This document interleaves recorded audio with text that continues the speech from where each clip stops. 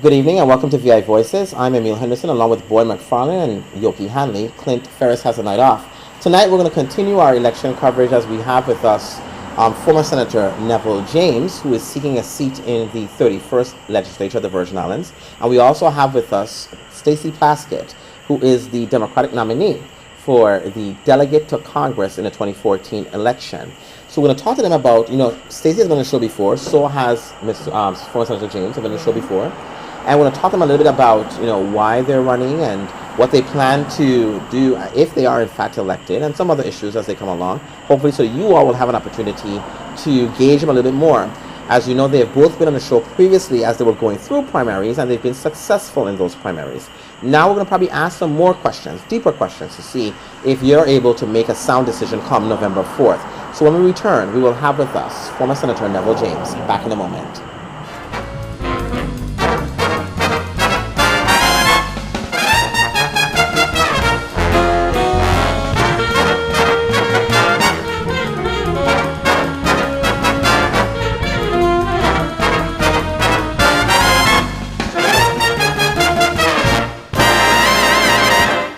Good evening and welcome back to VI Voices. We have with us tonight former Senator Neville James, who is seeking a seat in the 31st Legislature of the Virgin Islands. And he's with us. Good evening, Senator James. We'll make sure I do the right thing this time, right? We're good. And welcome back to VI Voices. I'm glad to be here, and I want to thank VI Voices up front because I was successful in the primary. And I'm of the belief that an appearance in VI Voices and a good performance by a candidate normally bodes well for you come I agree with that. I agree with that. Yes, I do. Yeah. So now you have a number. You're on the ballot. And what is your number? I'm number 15. Number 15 on the ballot. Yes. Now, when you were here last, we talked a little bit about, peripherally about what your issues were and what you wanted to do. And you were speaking more in the sense of getting yourself through the Democratic primary. Now you've done that. Is your scope now? Is your focus at this point to getting to November, other than the fact that you want to win? But what are the things you're looking for at this juncture?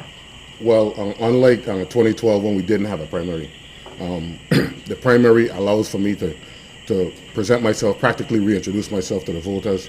I think I did a pretty good job with that. I was very happy with my performance, and I want to thank the voters once again for supporting me. They've always supported me. I've always done well in the primary.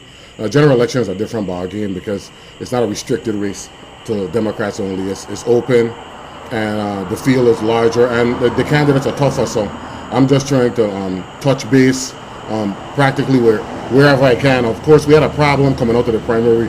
We couldn't get the precinct data as quickly as we normally do. And you need that precinct data because that's how you determine where you want to apply your resources going into the general election.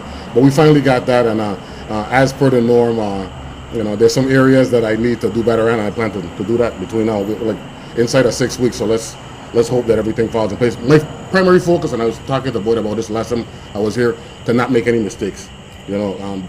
Big issues come up, and of course, between the primary and now, we've had a number of high-profile issues. I'm sure we're going to be talking about those tonight. So my goal is to not make any mistakes and try to learn from what is actually happening. Of course, you're in the middle of a nice controversial issue, and it's been a good civics lesson. So it's all good. We're gonna. Yeah. I'm going to be more intelligent. But apparently, some of the people who are in it with me don't understand civics.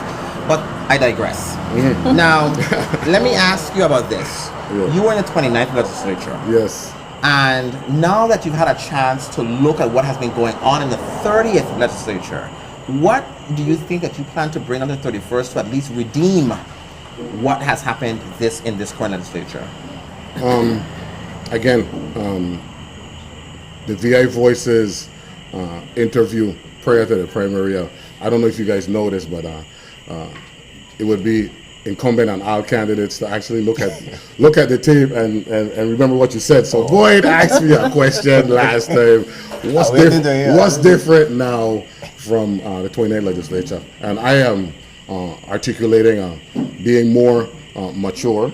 Everybody knows that I have a habit, which I think is a good habit, but some believe it's not, of sometimes wearing my emotions on my sleeve.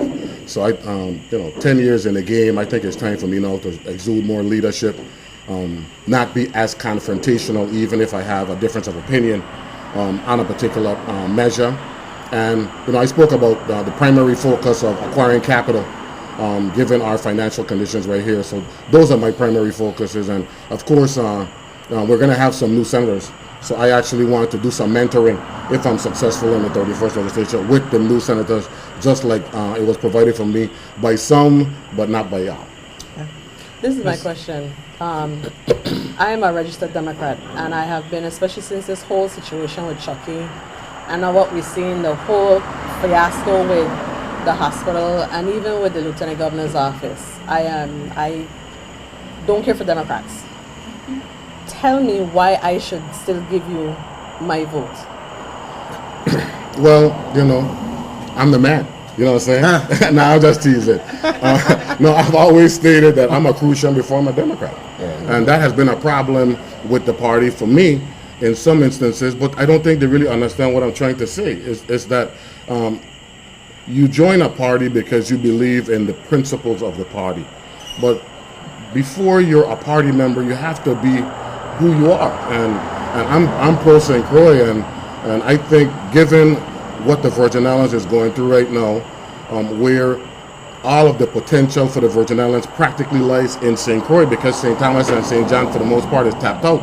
I think it would be in all 15 senators' best interest to maximize what potential St. Croix has. And I think that's one of the arguments I've been trying to make even in my 8 years. And there were those who were saying, oh, you can't be that. You must be this statesman and you must understand what we're dealing with. And I was telling them all along, look, if you keep ignoring the problems that we're dealing with as it relates to what St. Croix can bring to the table, you're going to end up in the predicament that we're in now. So I ain't really into saying I was a fortune teller, because I wish my fortune telling was wrong, but it turned out to be factual. So that's one of the reasons why I think, notwithstanding your political affiliation, you should consider voting for number 15 in the November 4th general election.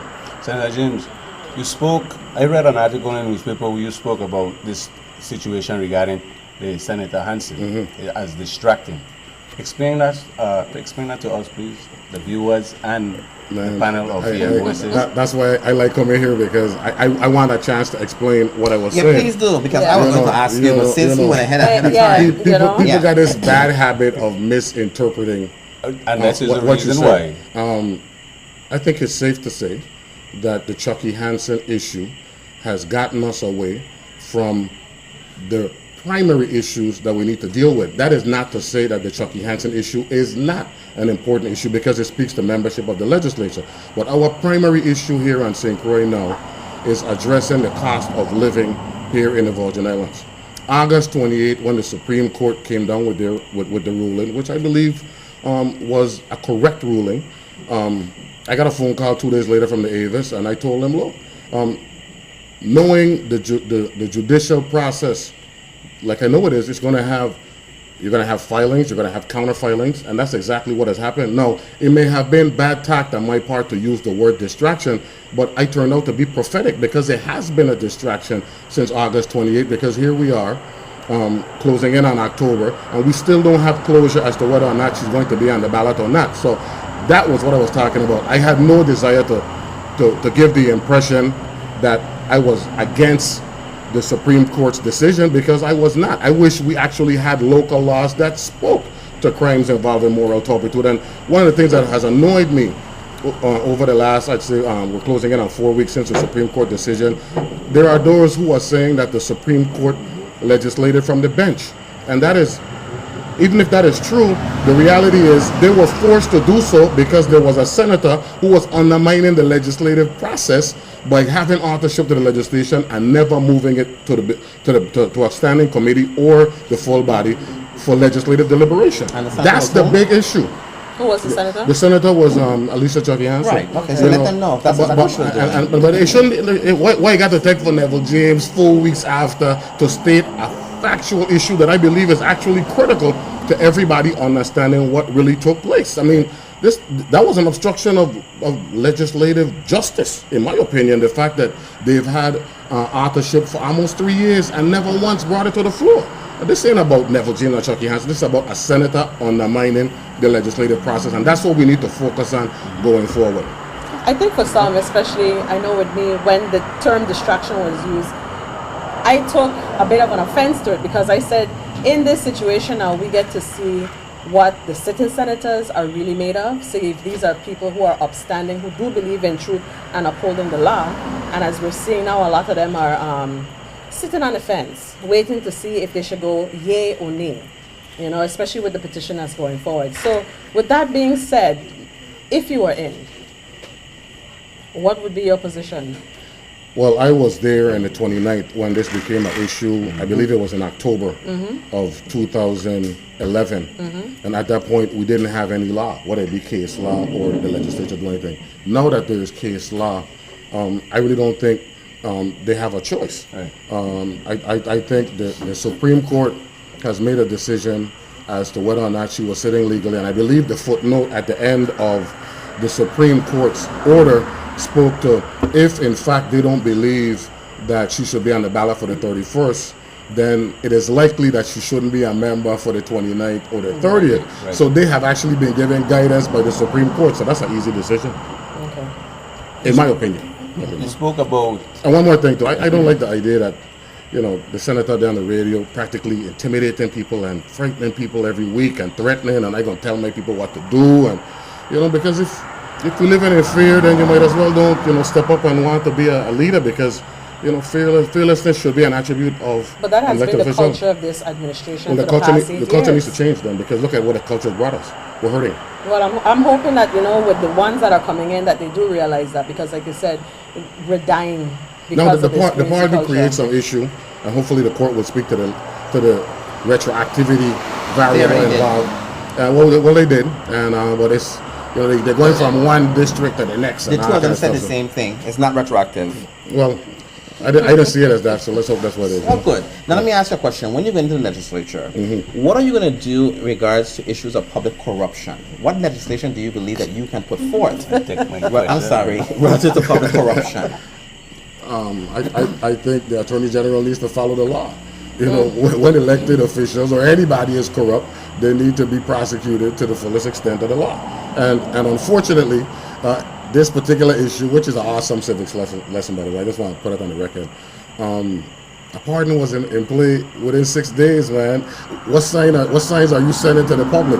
You know, and you can't use the fact that they were elected twice because, in spite of the fact that the public knew that they were convicted. To me, You're making there's something assumptions. fundamentally wrong with that. Because what you're saying was, don't we have a right to protect the public from themselves sometimes? Exactly. And if you believe that the public is always right because you're looking for votes, then you're not really helping, you know, the youngins, because the youngins are looking up to us. If they're seeing a practice of lawlessness taking place and being embraced and being rewarded, then you have a problem. So I just think the Attorney General, now maybe the elected Attorney General variable needs to be looked at again, but that has some politics with it as well. But I just think they need to not be preferential with respect to how they're going to prosecute those who have violated the law. Yeah. So we can definitely count on you to truly, properly vet these people when they come through for commissioners. Because look at the craziness we have happening at the hospital right now.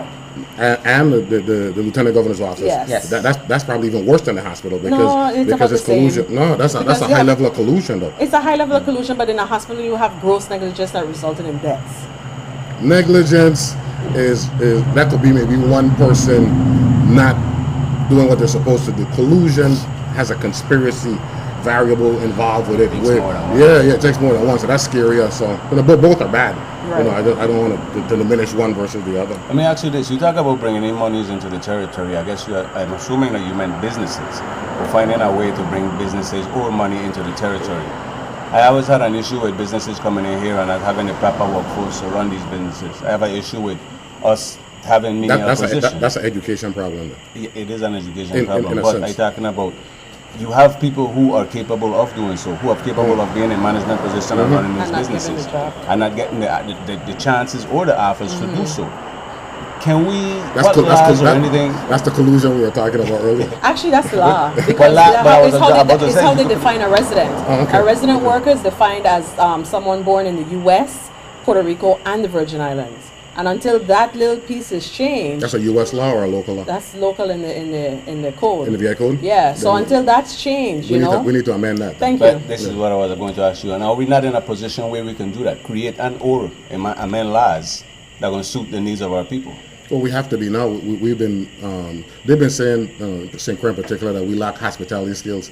And I've always said, then why do so many people come from where they come That's from true. and continue to be successful? You know, so clearly that's a misrepresentation of who we are and what we're about. Acquiring capital is a big issue for me. Businesses are not going to come here until we address the energy crisis, because nobody's going to make that kind of investment and have that kind of overhead on a monthly basis. So it's a combination of two things. And then we need to promote educating the local workforce and the population, because we simply can't afford to not have our people working, because it affects everything. It affects the government's coffers, it affects the banks and their ability to issue loans and mortgages. So to me, we're in a forced education window now for at least another 10 to 15 years, because we've lost a generation and a half, and we need to get that back and actually look forward to 2025 and 2030. I know this is only 2014, but you must have a big picture approach given what we're dealing with now. The short-term approach that politicians have used successfully in the past has caught up with us, so now we need to correct that. It's interesting that you mentioned banks and giving loans, because you have within the EDA programs where they guarantee loans through the local banks. St. Thomas rolling out loans to their small businesses like water, whereas over here, the banks are they're not lending, period.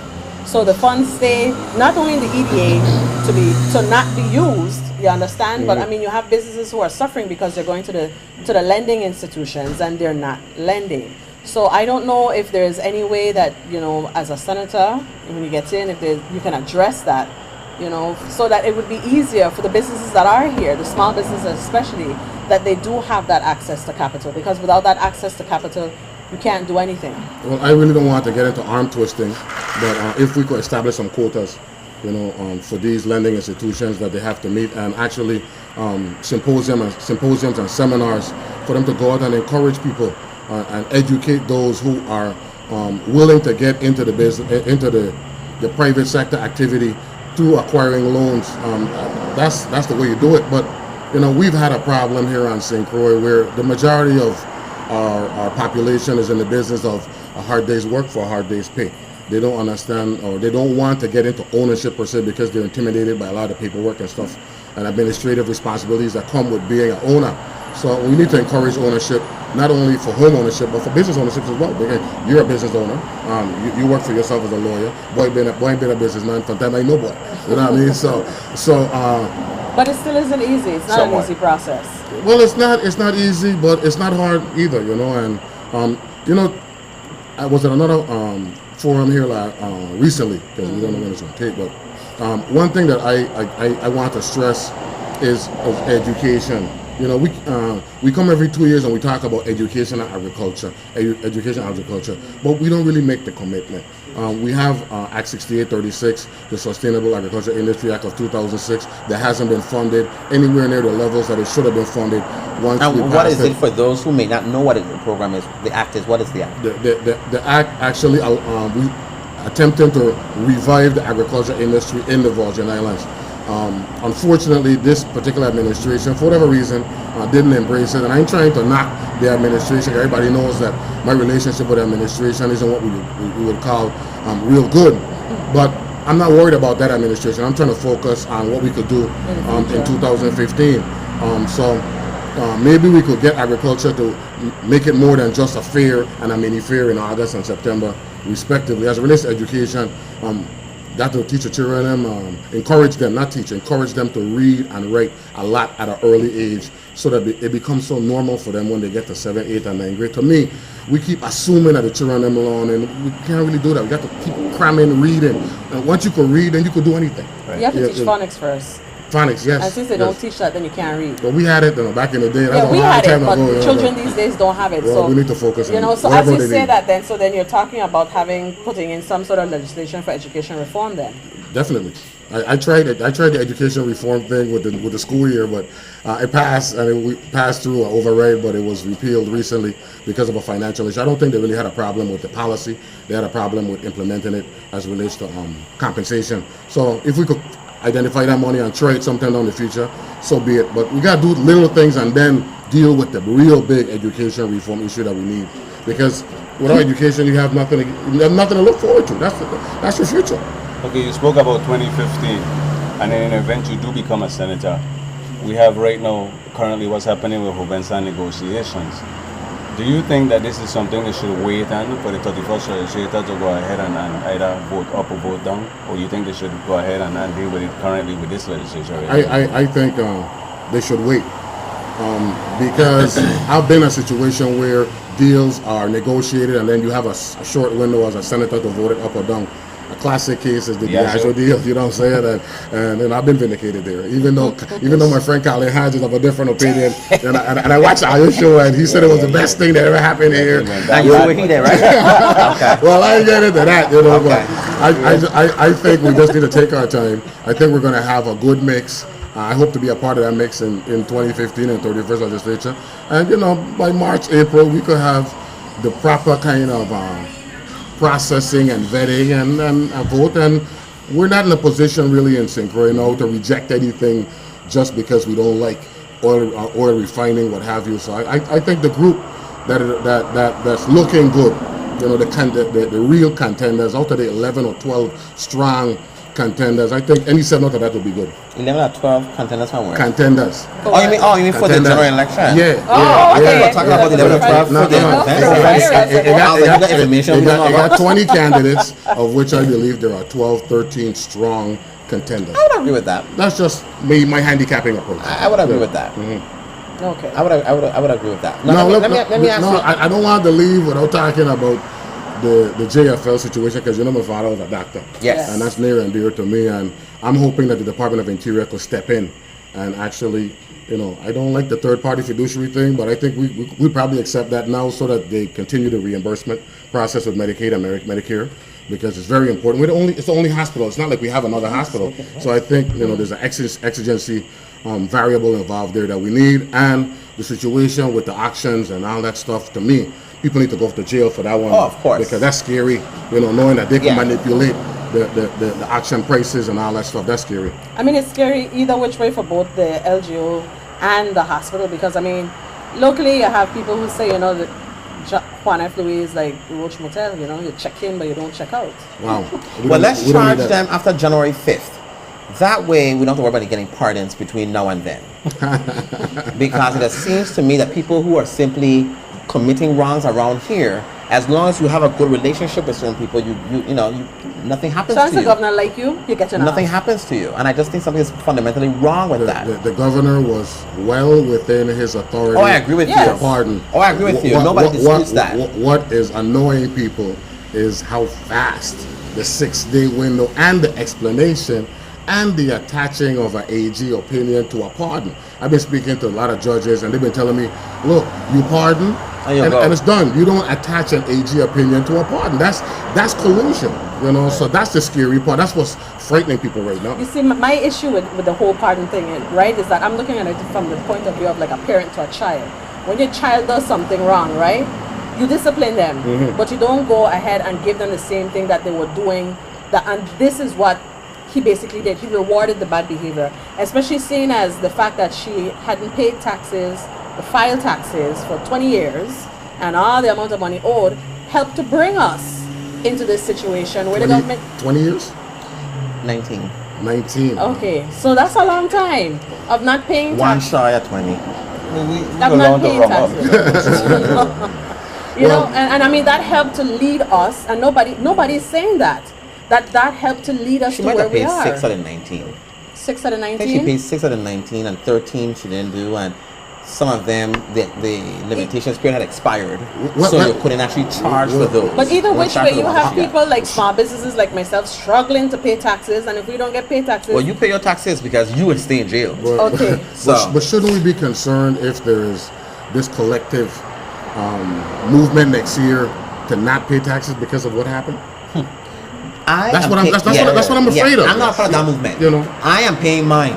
No, I'm not encouraging people not to pay, but people are so distraught and frustrated. I heard one person suggesting the day after the pardon, let's all go to WAPA, pay our consumption, and don't pay the LIAC. Yeah, right. What would happen then? So I don't know if they factored in the repercussions of making such a drastic move. But notwithstanding the fact that he did it, I don't want to encourage anybody to do anything that's unlawful. Right. You know, so let we live righteous, and let's hope righteousness pays off for us beginning ASAP. And we could get back the money from Mafali? Oh yes. They need to actually put it as an item in the miscellaneous section of the budget, Okay. so that they could make that part of revenues for fiscal year Now, you 2015. had led the charge of that investigation, Yeah, but put right? things in place to address that Right. in a future legislature Right. too.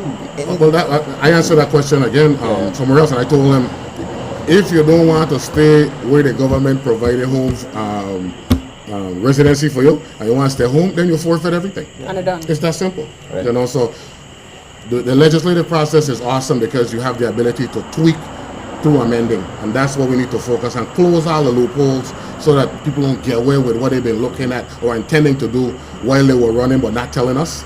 And hopefully we could correct that beginning in January of 2015 by voting for number 15, Neville Awesome. James. Now, let our audience know where they can find you if they have more questions for you. I got a Facebook page, Friends of Neville, and I don't know if you noticed it, Emil, I actually have a Facebook page for Neville James. I got involved recently. Oh, good. So I'm down with that. That's awesome. And then you can call me at 340-277-2875, or you can call Ronald Moorhead, my campaign manager, at 340-277-3351.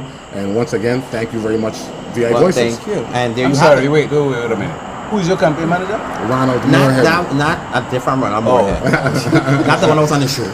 No, Why would the one on the show be his campaign? I was manager? public talking about defender. collusion. No, public defender. Where's the public Yeah, defender? but I mean, I don't want him to get in trouble. Ronald Moorhead is not a public defender. No. He works at the public defender's Yes, office. yes. The next thing you know, the Hold boy, on, yeah, okay. Yeah, I tell unauthorized you. practice of law. I tell you. No. Complaints. No, he works at the public Against- defender's office. Well, here you have it, number 15 on the ballot. You know, we like what you said the last time, and we like what you said this time, and let's see what happens come November 4th. Well, when you guys did the wrap-up show, Boyd was good to me, Oh boy. and Emil was good to me, and Clint is a big supporter. But my friend, the one that makes those lovely products, she's always had some. So I'm asking you personally, Yoki, to vote for Neville James number 15. You have my vote. Thank you. That was quick. Yes. No, I'm he good. convinced around. me, yeah. Coming around. Okay, well, good. Thank All you. right. Well, thank you so much. Thank you for having We'll me. be back with Stacey Plaskett. Back in a moment.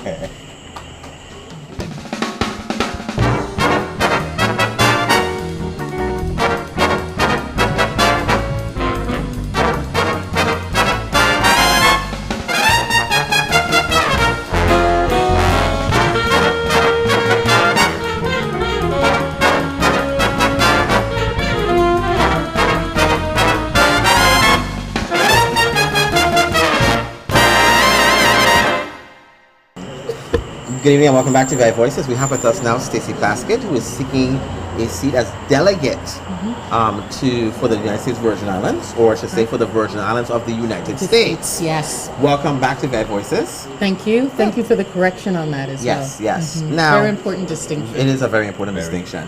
You have won your party's nomination, and you won the nomination by a landslide. And people thought that you won. There's some people. I'm not saying I'm I one of don't them. know I'm just who- saying that okay. some people thought that you were because you were going against a very popular candidate, and one of them that were here let Boyd to know that he was not the underdog. But Boyd clearly was clairvoyant, in prophetic in his question. But I ask you this: now that you've gotten the party's nomination, what do you plan to focus on at this point, other than the fact of the election to win in November 2014, on Right. November 4th, to get started as you win, to go forward? That's a great question, and I have been really working on that immediately. This past week, I was in Washington to talk with those members of the Democratic Party, speaking with them about committee assignments, because once you're elected, come November 9th, there's new member orientation, where they have a 5-day orientation, and then you are assigned committees. So it's important to put a name out there initially, and also let them know what are the issues and the things that you are most interested in being a part of. Because of my past experiences in Washington, I know that there are committees that they would like to put me on. But quite often, it's my belief that those committees do not serve the interests of my district. And so I went to talk with the Democrats about when they make the assignments, And if I'm elected, these are the assignments that I would like to have. Foremost among them, I talked to them about transportation, the Committee on Transportation, which is going to be getting a lot of appropriation, a lot of monies related not just to our roads, but to our ports, our airports, and infrastructure such as hospitals and schools come through the Committee on Transportation. Additionally, I talked with them that I was interested in the Committee on Agriculture. Agriculture in the sense that we're a rural area, and so we have available to us a lot of earmarked monies for rural areas related to banking, small businesses, again, schools, education, as well as an agricultural society to be able to export as well as to provide food for ourselves. Some of the other committees that were lower on my list were Homeland Security. Again, that would assist us with our ports and with transportation. And of course, one of the more natural ones that most of the members who are from the territory sit on is the Committee on Natural Resources, which has a subcommittee on what they call insular affairs, which is where the Department of Interior gets its lawmaking from. Okay, so which committee exactly or specifically do you think is in the best interest of the Virgin Islands right now? Well, right now, I think the transportation is a great committee to sit on because it's our understanding and a lot of people's understanding in Washington that earmarks are going to be returning and that large dollars will be going through the Committee on Transportation, which means that we can be at the forefront of those monies, because I know that we have a lot of issues that are going on. You know, everyone's talking about our hospitals, talking about the shortage of teachers. Much of that, I think, at its core problem is funding, that we're not getting our fair share of funding, we're not getting the necessary funding to be able to operate these things or to put the processes and the procedures in place, the training that's necessary. So that, I think, is an important one. Agriculture as well. Committee on Natural Resources, to have a voice in the Interior Department. Those are the ones that I'm most interested in. Because of my background, people had talked to me about the Committee on the Judiciary, which is not something I think that's beneficial to the people of the territory. So I had to let them know that, you know, I can't really see how that's going to benefit the people in my territory, explaining to them the crisis that we're in right now, the economic challenges that we have, really trying to educate the leadership about that so that they're keenly aware that when I come in, these are the things that I want to focus on. Now, we know that, especially on the federal level, just about everything goes through Puerto Rico. And then it's when they finish shake the bag, we guess what's left. I don't know if there's any way that you may be able to switch that so that, you know, we can get more funding or at least be more autonomous in the funding that comes down for us, so that we don't get what's the dregs of whatever Puerto Rico leaves. Well, a lot of the regional offices are in Puerto Rico, and that then determines how the funding goes. It's a matter of moving ourselves out of some of those the region of Puerto Rico and maybe being situated other places so that the money can come to us more properly. I know that in some instances we were in Pennsylvania and Philadelphia for certain agencies. Other times we were part of New York, and that served us better. So really talking with them about switching us out of Puerto Rico being the primary place that most of our funding comes out of. That's part of it. And then also really making sure that when the money is allocated, that it says specifically how much is going to each place, that they're not in Puerto Rico able to determine that. I have set up a discussion with the resident, the delegate, as we call it a delegate, they call it a resident commissioner from Puerto Rico, to have a discussion with him now about, if I'm elected, this is the kind of, we need to have a much better relationship. I have a personal relationship with him through his wife, as a classmate of mine, to be able to talk with them about that there's going to be a new person in town, and it's going to be done a little differently this time. How do we address the issue regarding CMS right now? That's one of our biggest concerns in the Virgin Islands, the status of our hospital. How do you think right now that we effectively address that situation? Right. Well, I mean, first we need to recognize that I think that we're in a very difficult and poor position to be negotiating, because this is a report that is the fourth report that CMS has put out. We've had a lot of chances before with them, and we have been unable to put the transparency and the processes and the accountability that CMS is it's rightfully requiring if they're going to be giving these federal dollars. I mean, people need to understand that they have obligations as well that need to be met. And they've given us quite a bit of assistance in the past and leeway in this. And so how do we effectively negotiate with them? I think that we need to be creative. I know that the delegate is approaching the Interior about additional funding to assist us with this. I think that a long-term solution may be a discussion about partnering with a teaching institution. Teaching hospitals have much more stringent requirements than even CMS has. That may be a way to provide us with additional resources and processes in place to be able to assist. Also partnering with private hospitals, and maybe also discussions about much more telemedicine might be effective to us. One of the things I'm also concerned about is, while we're talking about the 59% of individuals that the revenues that come from directly from CMS, whether it be the Medicare and Medicaid, we need to understand that, I think I recall when I was talking with you the last time, that a bill was passed in Congress, the McCain-Saunders bill, which changed the rules related to the veterans. Before, so many of our veterans had to go to Puerto Rico. And because of this bill, the law said that if you are a veteran and you reside in an area that is more than 40 miles away from the nearest facility, you can use another facility and get reimbursement for us. That would have allowed our hospital to receive a lot of reimbursements from the federal government for our veterans who were no longer having to go to Puerto Rico. But Veterans Affairs is going to require that hospital facility to be CMS certified. So that's another pool of money that we're going to be we're going to be losing, potential that would have been potential additional revenues, as well as the insurance companies that require CMS certification for their own reimbursement for their own private people that were using that hospital. So really, it appears that it may be as much as 70% of the revenues that would have been coming into the hospital that are going to be leaving. And so this is really in a dire situation here. How are we going to try and boost ourselves economically, try to bring new companies, try to bring individuals down here to start businesses, and we don't have a hospital for them? We don't have a hospital if they're going to be moving their employees or creating a business here themselves. So I think that this is something that has got to be, it's moved up in priority. It was always there, it was always an issue. And we have to, I think, triage it, look at 4 different ways of being able to solve the problem and see what comes out of it. We're hopeful that I think that the delegate, hopefully working with the governor, is able to get some assistance, some immediate interim assistance for us from Interior.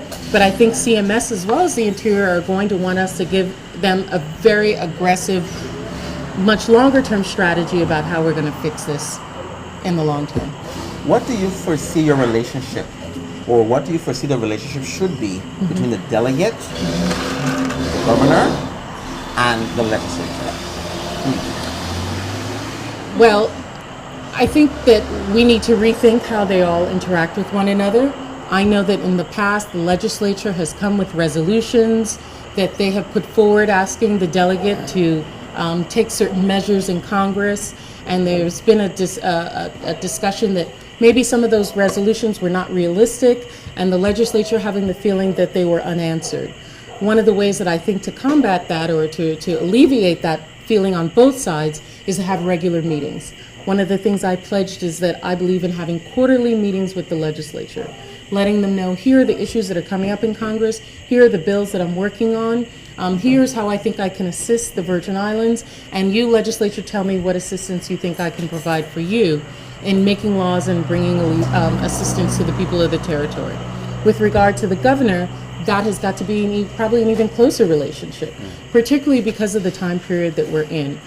The governor regularly goes to Washington, and our governors down the line have always been in Washington quite a bit, because there comes a gravitas with the governor coming and making their presence known in Washington and speaking to the administration about what their needs are.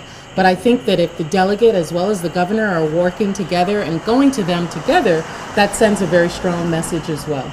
And so end of January, I'd love to sit down with the sworn-in governor and have a discussion with them about, here, I understand this is your agenda, this is what I'm going to be working on, and how do you think we can sync those for the benefit of the people of the territory, and continually having conversations in that respect. The governor has an office in Washington. There's an office of the governor in Washington, D.C., and letting that individual know that they have the assistance of the delegate's office and that we'll work together in every way possible. There's no way that we're going to get beyond the challenges that we have right now if we're not doing that.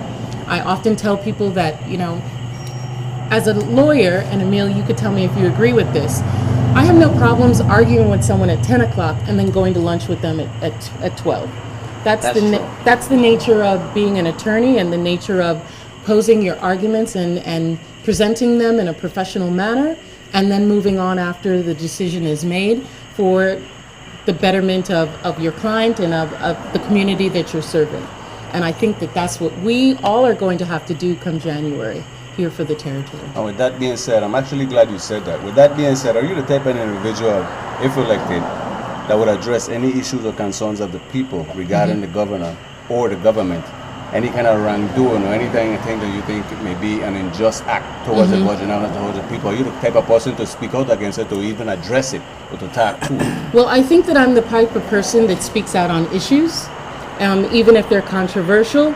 Throughout my campaign, I've taken positions that people have told me that maybe I shouldn't have taken, that I may have lost votes for them. It was an issue that I didn't need to take on, but I felt that it was an important and would have ramifications to the people of the territory. And if you want to be a leader, by definition, that means you need to lead.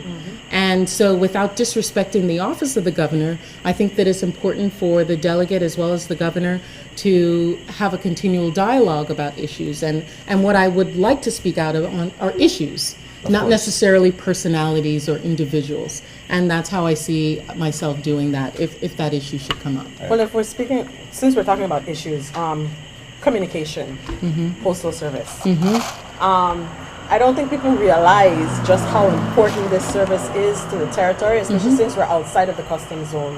And I mean, to ship anything here, it's ridiculous. How do you see your relationship in trying to get this system better so that, number one, businesses who are shipping and using the postal service aren't suffering losses. Right. And even in their employment, overall, because again, like what I said earlier, when Puerto Rico is finished with all the federal money is what we get, and anything that comes through here that needs to be done federally with the regional office over there, they don't hire locally, they bring from Puerto Rico and bring from over here.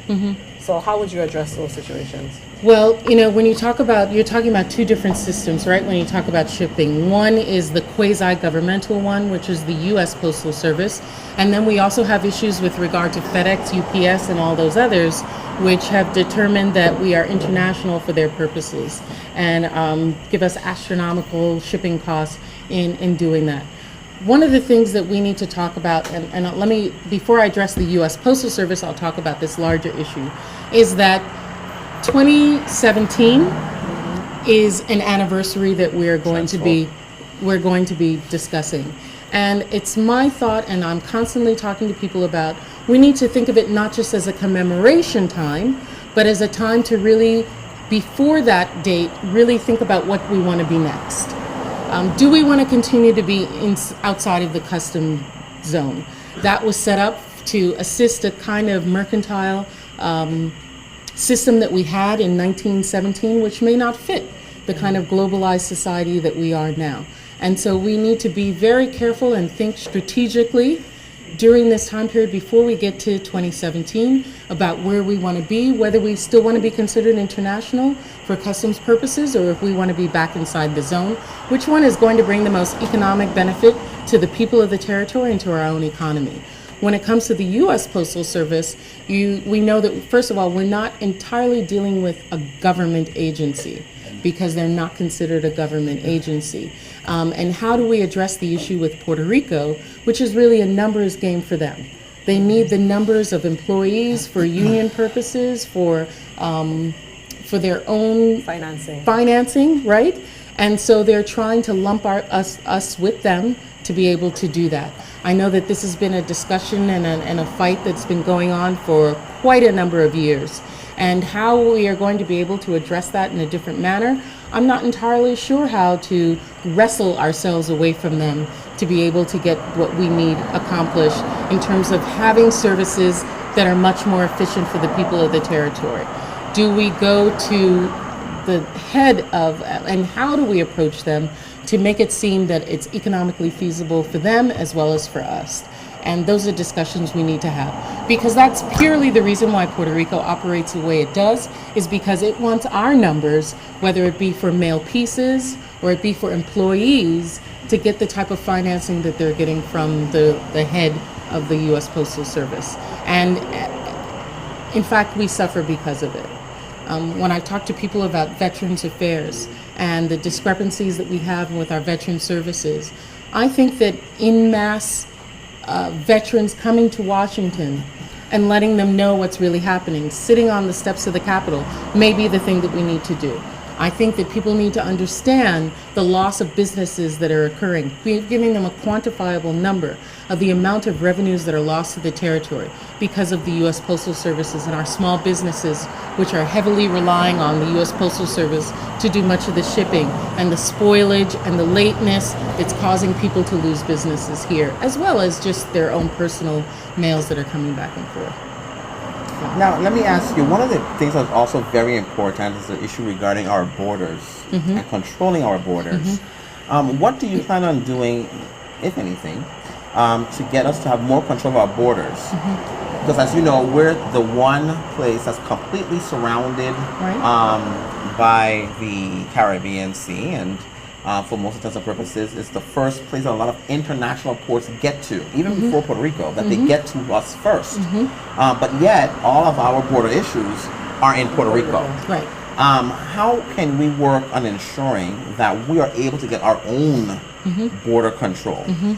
Well, one of the things that when I talked about committee assignments, another reason why I think that the Committee on Transportation, as well as the Committee on National Security, on Homeland Security, is important because of those border issues, because of our ports.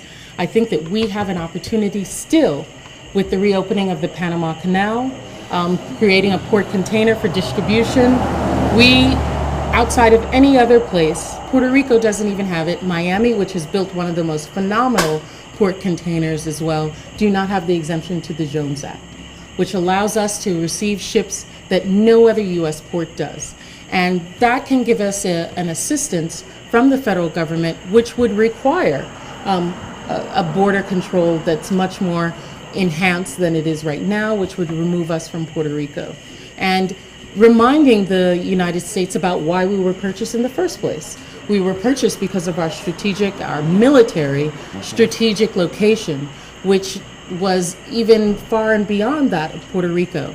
Another issue that I think that's really important with our borders, and you hear the fishermen talk about it, is that we have multiple international waters that other people do not. So we have water that should be considered Virgin Islands only, that once it reaches a certain area becomes international and causes our fishermen to lose out. Causes it to become international in between islands, and that needs to be done away with. How do you have water between St. Croix and St. Thomas, portions of it be declared international? That does not really make any sense, and it's not a benefit to us.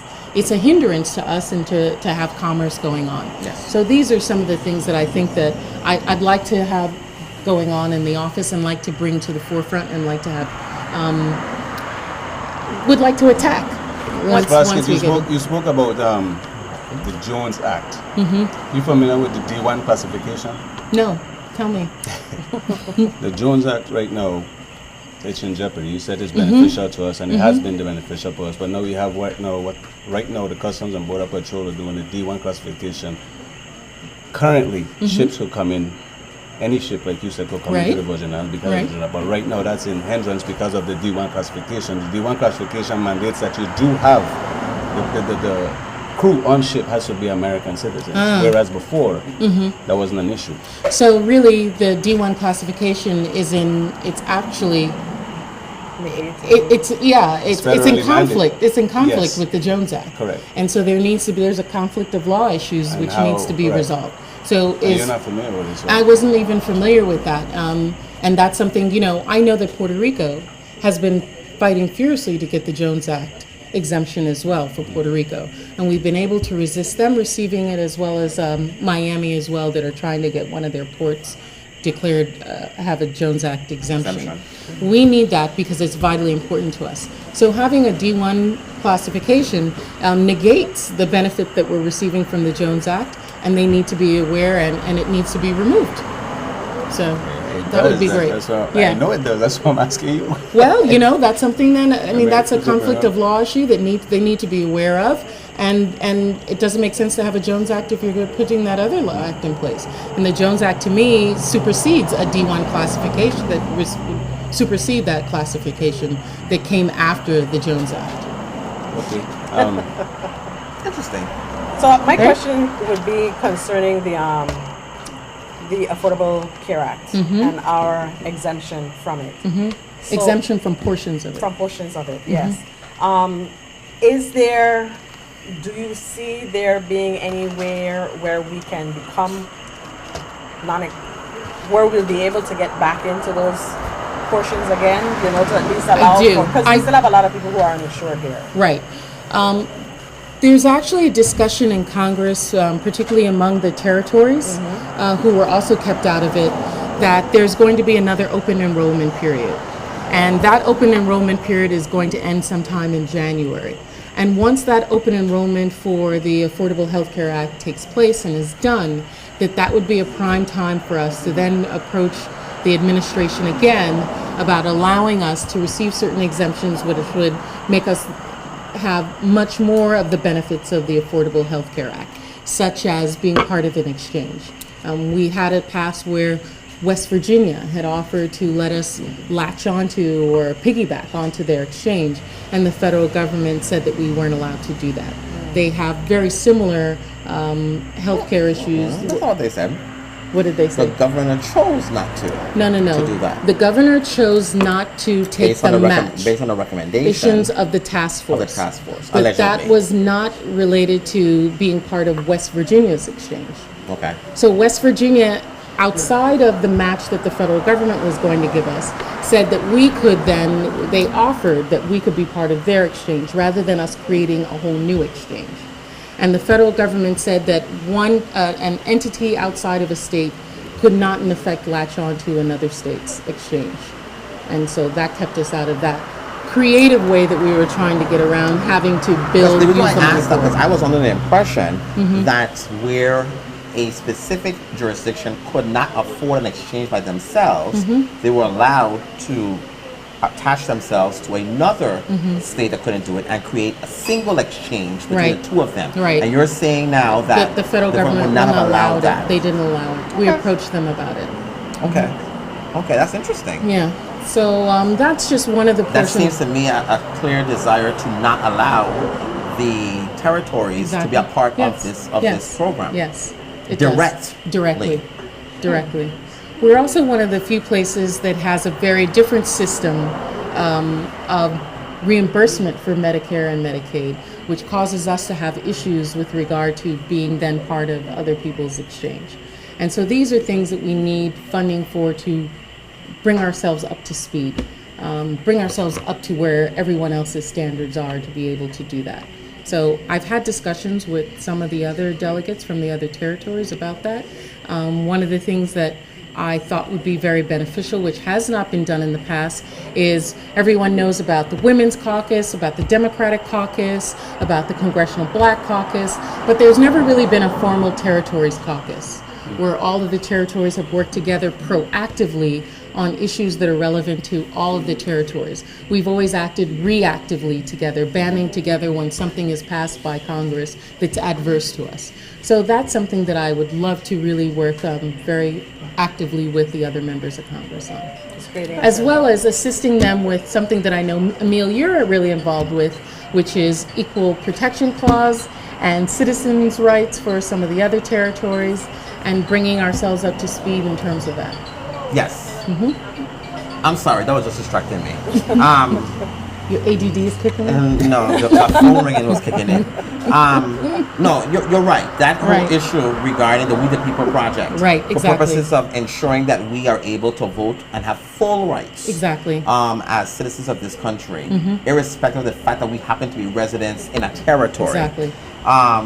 It's a big project, Right. And yes, I am working along with Attorney Ware and some of the others who are going to be working on this project, and hopefully we will have something that we can just do away with those horrible insular cases. And, you know, that's something that I feel very strongly about. My last trip to Washington, I met with the attorney, Neil Ware, who's working on that. Spoke with you about it offline as well. And that's something that I feel very strongly about and think that Congress and many of the members are not aware of the discrepancy and the fact that the disparity in the law that we have in terms of if you move to Denmark, if you move to France, you can vote. But if you move to the United States Virgin Islands or you move to Puerto Rico, you can't. That's a clear violation of the Constitution and something that we need to really bring to Especially when we light. have the highest per capita of soldiers that die Right. Yes, for this country. exactly. We But have what's the feeling? 300% more. What's your feeling? You said you've addressed it or you've been before Congress regarding the same situation. What's the feeling? How do you think America views the Virgin Islands currently? Or they even in fact view us as anything at all or even study us or our position regarding many of things or many of social Right. conditions that we're Right. having? No. I don't. Considering the fact that they have all their issues that they're dealing with. Yeah, I mean, Congress right now is an absolutely hostile place, Right. and you hear many of the members talking about that.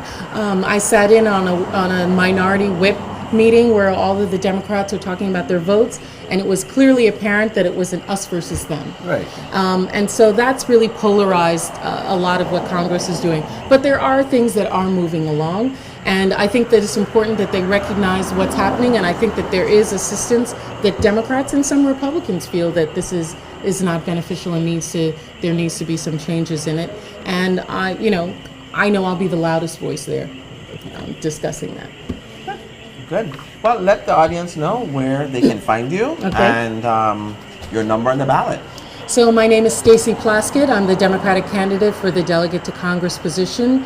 I'm asking all voters in the Virgin Islands for your support and for your vote on November 4th. I'm number 1 on the ballot, and I believe and I know that I will serve the people of well in Washington. I'm going to use my experience, my voice, my energy to assist our islands to become a better place than we are right now, to take us into a new chapter of where we're going to be.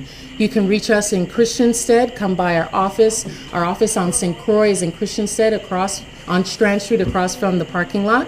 On St. Thomas, we're also asking St. Jonians to come to our headquarters, which is near Schneider Regional Hospital in a place they call the Ramblers Club.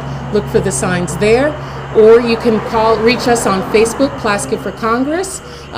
Email us at plaskettforcongress@gmail.com. And our website is plaskettforcongress.org. Thank you so very much. And Thank good you. luck to Thank come you November so much. 4th. And thank you guys for the amazing work that you do, keeping you. us all informed. I really Thank you so appreciate it. I much. love being on the hot seat with you Good. guys. Good. Thank you so much. Thanks. We'll be back in a moment.